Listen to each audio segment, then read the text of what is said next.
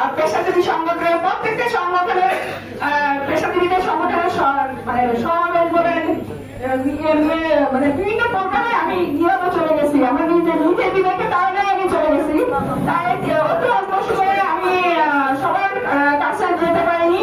ইনশাল্লাহ আমাদের কেন্দ্রীয় কমিটির সদস্য সংখ্যা যত থাকবে, আমাদের খুলনা জেলা শাখা কমিটির সদস্য আমরা ঠিক সমপরিমাণই রাখবো।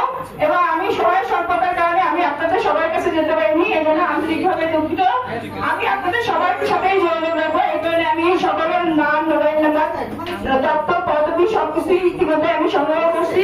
আর আমি এই প্রোগ্রামের পর হয়তো 2-3 দিন একটু রেস্ট নিব।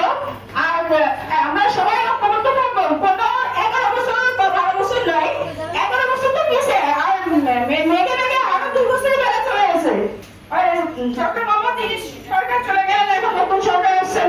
এইভাবে মেঘে মেঘে বেলা পার হতে থাকবে, কিন্তু আমরা সরকারি পেশাজীবী লোক হয়ে আমরা আমাদের ন্যায্য অধিকারের জন্য রাস্তায় আমরা আন্দোলন, মানে আমাদের মনে কষ্টের কথা বলতে যাচ্ছি। এটা আমার কাছে খুবই কষ্টকর লাগে, কারণ আমরা তো ওই সরকারকে উন্নয়নের ভারত এবং উন্নয়নের আমরা যদি আমাদের যার যার নিজ